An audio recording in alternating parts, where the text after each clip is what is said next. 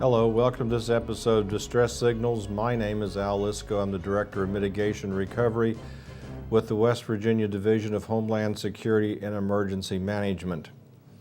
One of the questions that I have dealt with in the over 42 years that I have worked with emergency management is the question of how people affected by disasters will rebuild, will try to restore their lives to something approaching or even exceeding their pre-disaster situation. My first disaster was in 1977 in southern West Virginia. And to be honest with you, a lot of things really haven't changed. It comes down to several things. If a disaster occurs and you have to rebuild or you're going to rebuild, what resources do you have? Right now, if your home was destroyed, your possessions gone as a result of a tornado or a flood or something else, and we're going to concentrate on flood, how much money can you put toward it? Do you depend upon disaster assistance from FEMA? Okay. Everybody looks for a presidential major disaster declaration, and many people who have not been through one really believe that's going to solve all their problems. Well, the maximum grant that FEMA would give you if your home was totally destroyed and all your contents destroyed, between $34,000 and $35,000. Let's say $34,400, $34,500, something like that. So think to yourself, what can I do with that? Then you're going to come to loans, Small Business Administration if there's a declaration. If there's not a presidential major disaster declaration, and in 2015 there were 5 declarations, no individual assistance, you're on your own resources and what the voluntary organizations can provide you. Look at your own situation and think to yourself, what can I bring to the table? And then let's seriously look at insurance. I know. We're going to get into the costs of insurance. Let's not pretend. But at a recent meeting I was at with FEMA, they pointed out 2 things. The average, now this is the average grant that FEMA would give you, is between $4,000 and $5,000 following a major disaster, following a disaster. That's if there's a declaration. On the other hand, if you have flood insurance, and it's flood or similar insurance, but we're going to concentrate on flood, it's about 10 times the average award. $4,000 to $5,000 for the grant, $40,000 to $50,000 for flood insurance. It's 10 times the resources. But we also know that there's changes coming to that program, and in this program we're going to deal with some of the issues that are current, and then we'll take a little bit of a retrospective at the end. So to discuss flood insurance and letters that some of you may even now be holding in your hand, Kevin Sneed, the National Flood Insurance Program Coordinator, is with us and hopefully can provide some good advice. What kicked off part of this is a letter that we were made aware of. You see it on there. I don't expect you to be able to read it, but it says, thank you for being a valued policyholder, blah, blah, blah. Your building is at high risk of flooding. According to a recent report, your building was built before a flood insurance rate map was built. It was being discounted, but that discount is going to stop, and there's a varying amount on there. This particular building, it was going to increase 25% per year. So let's say you have flood insurance. You either have to have it because you have a mortgage or you have it because of a disaster claim. You're getting this discounted rate, pre-flood insurance rate map. According to this letter, it's going up every year. I mean, it says 25% for this structure, which we believe is a business, and up to 18% for residential. What's going on? You hit the nail on the head, Al. That everybody was getting what they call a pre-firm rate, which is a subsidized rate, and basically giving them a discount because the homes were built prior to the maps coming out. And when the homes were built prior to the maps coming out, they didn't know the risk. So they had no idea on how bad it was going to flood there or anything. So now, first, the Bigger Waters Act hit in 2012. That was pretty much a big cluster. It was rough. Everybody's rates went up immediately to the actual risk rate. And I'm talking people's policies went from $1,200 to $12,000. Huge. People couldn't afford it. So with all the outcry on that, they come up with the Homeowners Flood Insurance Affordability Act of 2014, which is basically incorporating this. Hey, everybody's policy needs to get to the actual risk rate, but let's take more time in doing so. So what they've decided for regular homeowners, their flood insurance policies are going to raise from 5 to 18% a year until they find out what the actual risk rate is. And to do that, they're going to have to get an elevation certificate.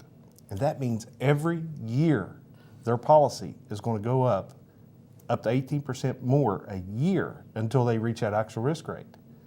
The only way of finding out and the only way of knowing is to have an elevation certificate.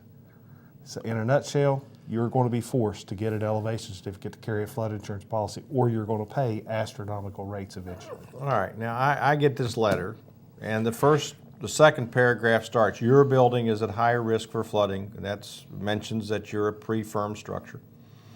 The third paragraph begins, these large yearly rate increases will not stop without an elevation certificate. Okay, so they're just making an assumption then that I'm pre-firm and I'm going to go up so much until I reach this figure of actual risk. That's exactly right. What is an elevation certificate, and how would I get one? I mean, quite frankly, I'm pre-firm, I've only been paying a modest amount of money, and now suddenly I'm getting letters like this. Yeah. The bad part about getting this elevation certificate is the cost of the elevation certificate. What you have to do is find a surveyor that surveys in your county. You might want to call your county floodplain administrator and get a list of some of them and start calling them and get estimates on how much it would cost. I could tell you from experience, it's anywhere from $500 to $1,500 to do an elevation certificate. And that is going to help you one way or another in the long run. It's going to give you that true risk rate. It's going to tell you whether that first floor living space that you're living in is above what FEMA projects is the 100-year flood or the 1% flooding possibilities. All right, so right now I'm saying to myself, I have no earthly idea what I'm supposed to tell a surveyor and what I'm supposed to get from this. You can go to a website that I've got here. It's FEMA.gov/cost-of-flood. I've just learned about this website recently, and it's really a great website to answer some of these questions in detail. Basically, what you want to tell someone that, hey, what you need to do is call your surveyor. Once you find a surveyor, say, I need to get an elevation certificate for my flood insurance. They'll know exactly what you're talking about. They'll come out, assess your property, take shots of measurements of how high your property is, how high your first floor is, if you've got a basement, if you've got machinery, if it's sitting on the ground, all that stuff. They took that all into consideration, and there's spaces in every bit of that on that elevation certificate for all your machinery and first floor, basement, all that stuff is in there. Once you get that elevation certificate completed, the first person you want to take that to is your insurance agent. And they'll be able to look at it and rate your insurance correctly. They're going to be able to give you an actual risk rate off of that. Now, one of the things that I was told a long time ago is a lot of people avoided getting an elevation certificate or an actual risk because they were getting the subsidized policy. But, and I'm going to get into something kind of technical here, the subsidized policy was like based on an average of risk that was not defined. It was like everybody, so regardless of your elevation, whether you were 6 feet below base flood elevation or 1 foot below base flood elevation, or even at flood elevation, you were just thrown into that pool, right, without an elevation certificate. And that technically it's possible you could get an elevation certificate and actually save money by going with the old rate. Or with the actual elevation certificate rate, because you're not being put in with all these other people who are maybe at greater risk. I agree. What's going on with that? I understand where you're coming from. If you get that elevation certificate and you find out, hey, what I was paying before is actually cheaper than what I'm paying now, what I would be paying with that elevation certificate, you can actually talk to your insurance agent and tell them I want to opt for the cheaper rate until that elevation comes in effect. Because eventually it's going to with this 18% increase every year. So if you're paying $1,000 a year and then you find out with the elevation certificate you're going to be paying $2,000 a year, you want to talk to your insurance agent and say, let's just do the small increases from now until it reaches over $2,000. Then we'll bring in the elevation certificate and get that rate. That is one good thing that I say that FEMA has done. They understand this, and that's the way they're working that, and that is the way it works.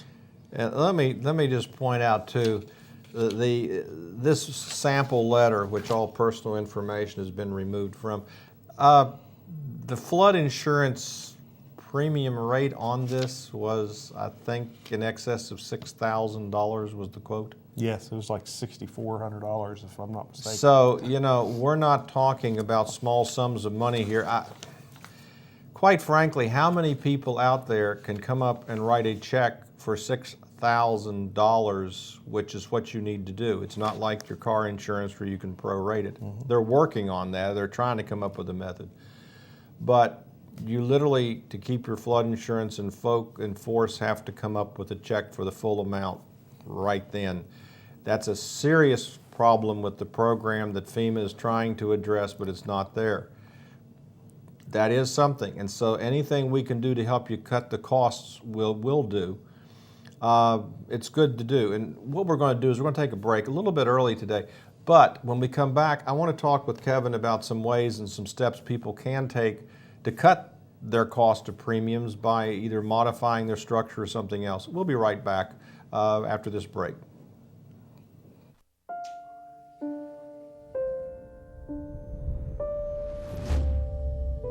What if a disaster strikes without warning? What if life as you know it has completely turned on its head? What if everything familiar becomes anything but? Before a disaster turns your family's world upside down, it's up to you to be ready. Get a kit, make a plan, be informed today. Learn how at ready.gov.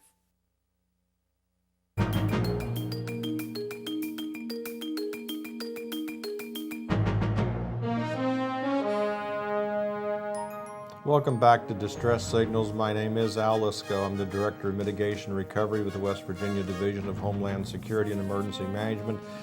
At the moment, Kevin Sneed, the National Flood Insurance Program Coordinator, is with me.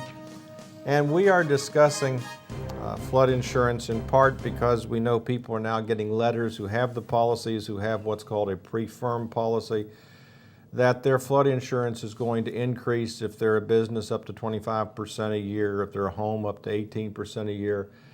And one of the real questions people are facing is, how do I afford it? And we framed this program as, how do you rebuild? Because quite frankly, flood insurance in case of a flood or other insurance in case of those perils may simply be your best resource. We were talking about elevation certificates and their measure. Okay, I get this elevation certificate. Are there things I can do to cut the cost of the insurance? Absolutely, and that is something I love to help people do, is figure out a way to save money on their flood insurance. If they build a home or they place a manufactured home on a piece of property, you got to go to your floodplain administrator and get that permit. And that permit is not just, to get a permit and to pay the fees. That is to educate you. The floodplain manager's responsibility is to educate you on how high to go with that manufactured home, or how high to go when you're building that home. If you go to the base flood elevation, which there's only one or two ordinance in the entire state of West Virginia, it just goes to the base flood elevation, your insurance will be so much. Now, if you go 2 foot higher than that base flood elevation, which is about 90% of the flood insurance of the floodplain ordinances throughout West Virginia, your insurance is going to be 46% less a year. That's one huge way of doing it. Make sure you elevate that thing at least 2 foot above the base flood elevation to save flood insurance. Actually, we have one county in West Virginia that requires 3 foot of freeboard, which means 3 foot above that base flood elevation. Another way of saving flood insurance is your community, if they do a really good job of doing the floodplain management, they get in what they call the community rating system. I'll say one county in particular, Jefferson County, which is leading our state right now in the community rating system. Their citizens within Jefferson County are saving 20% a year in flood insurance because they do such an outstanding job in permitting and development within the floodplain to make sure everything's done the correct way. That's two quick ways of saving a lot of money on your flood insurance. Another way is a lot of people don't understand there's a difference between air vents and flood vents, flood openings. And you gotta have, on flood openings, you can purchase them at Lowe's, you could purchase them at any retailer you want to go to. A lot of the mom and pop shops have access to the better ones from what I understand. And they have engineer certificates that actually come with them that says they allow so much water to flow through. And if you have the correct amount of openings underneath your home, that's going to decrease your flood insurance a lot. That could really save you a lot of money. And you need to contact your local floodplain administrator if you're unsure about that and unsure how many you'll have to have, and he'll help you, guide you through that.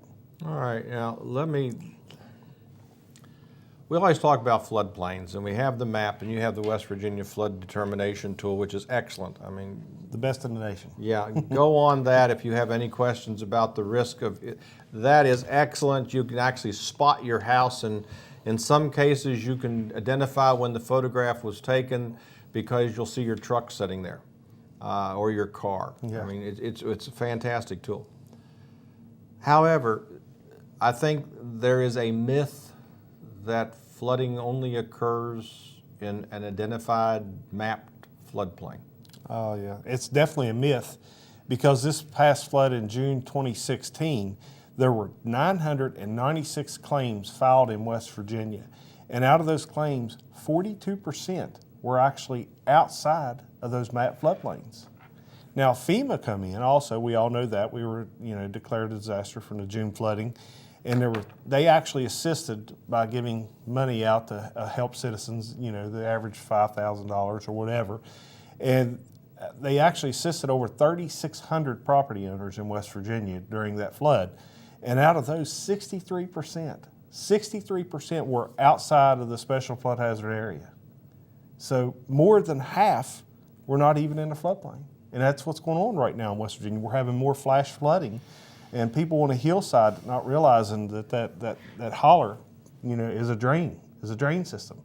And it'll come down and it'll wipe out a lot of people that's not even, they think, well, hey, I'm up on a hill, I don't flood. But it can, and it will. Gully washer.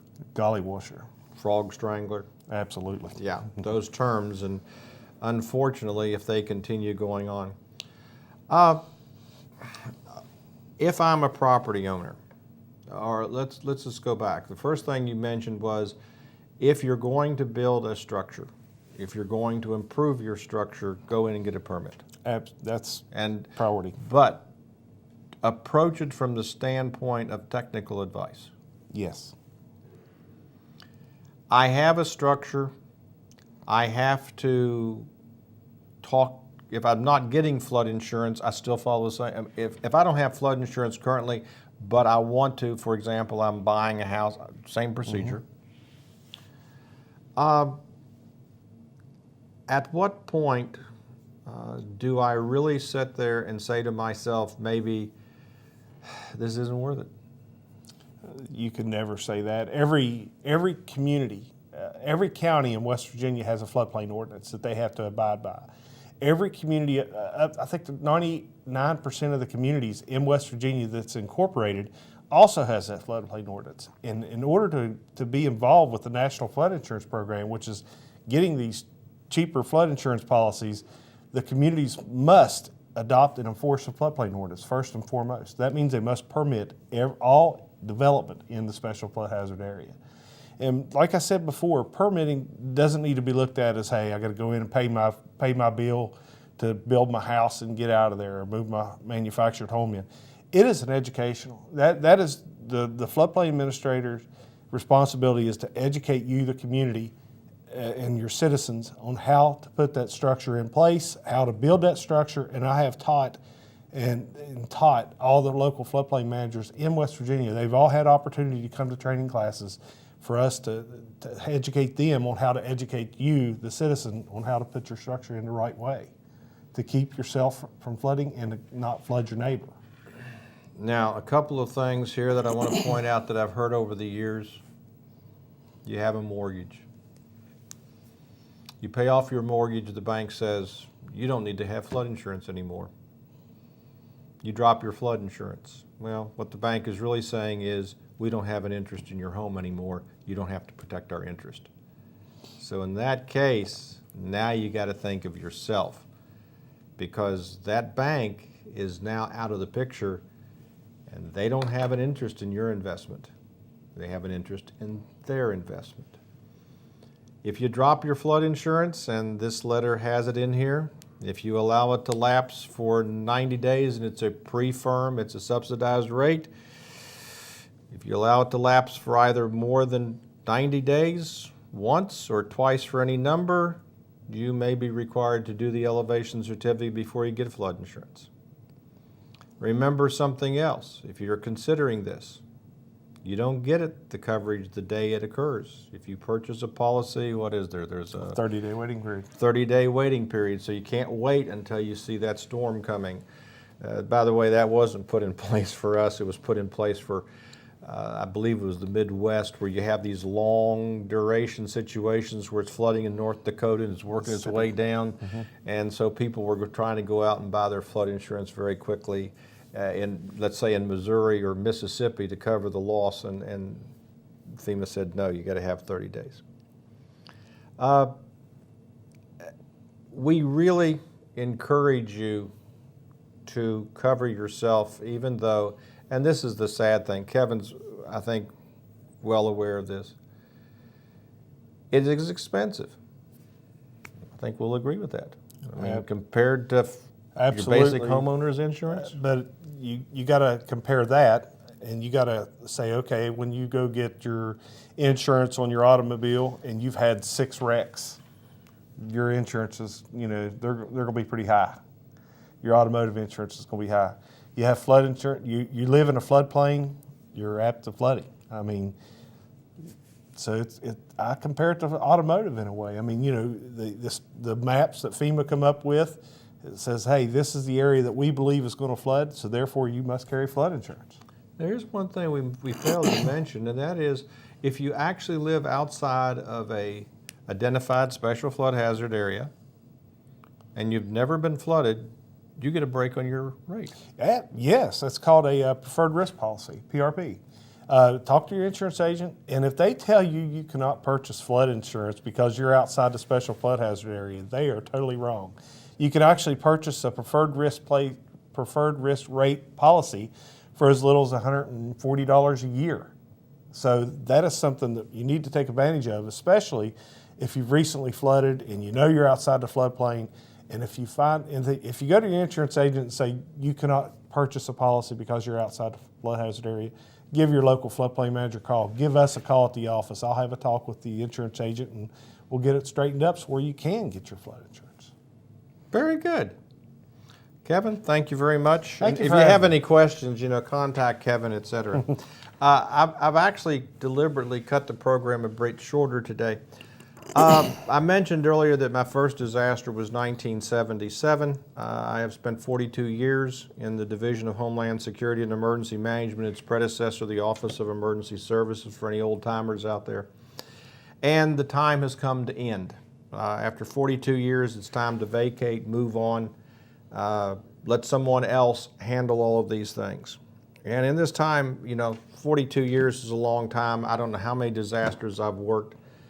For those of you out there who have the memories of disasters, the 77, the 85, the Northeastern, the 96, the 2001, the 2002 downstate in McDowell and Mingo, the ones here in Kanawha County, etc. I've been in my current position since 1982, which is either a sign that I was good at it or that I just couldn't get another job. What I've learned over those years and what I want to say to you, the public, directly, number one, it's going to happen. I don't know when, I don't know to whom, I don't know how bad. I don't know anything about your particular circumstances, only that if you live in a floodplain or close to it or you're along a stream, sooner or later it's going to happen to you. There's the possibility of tornadoes. We have had them in the state of West Virginia, and they have been killers. Tornadoes we can do little about. That's one of the scary things. Of all the hazards, flooding is the real one for us because we know where it's going to happen. We have some idea of the depth, and we know it's a killer. Ultimately, it comes down to you and your family and you making the right decisions. We're oftentimes very saddened in my position to hear of deaths from people who were on their way to church or had an important place to go or were going home and who made the decision to cross high water. They didn't do so thinking they would drown. They thought they would be safe and that they could do it this time like they had in the past. They did not. Your home is your biggest investment in most cases. Protect it.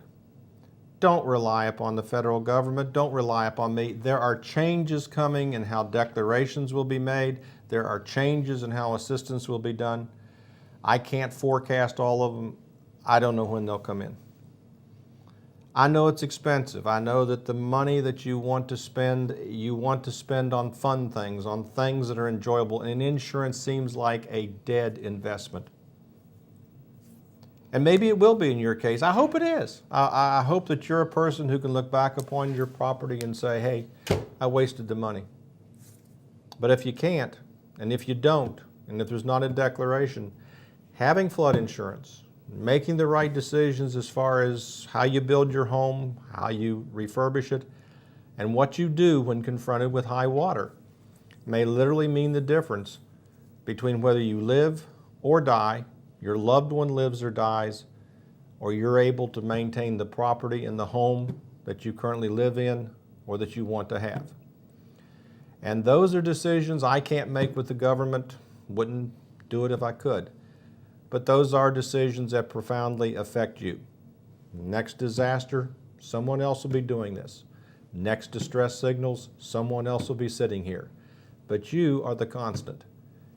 The fact that you're under risk, you are threatened, but that you have the resources to do something about it to protect you, your family, and all you've worked for.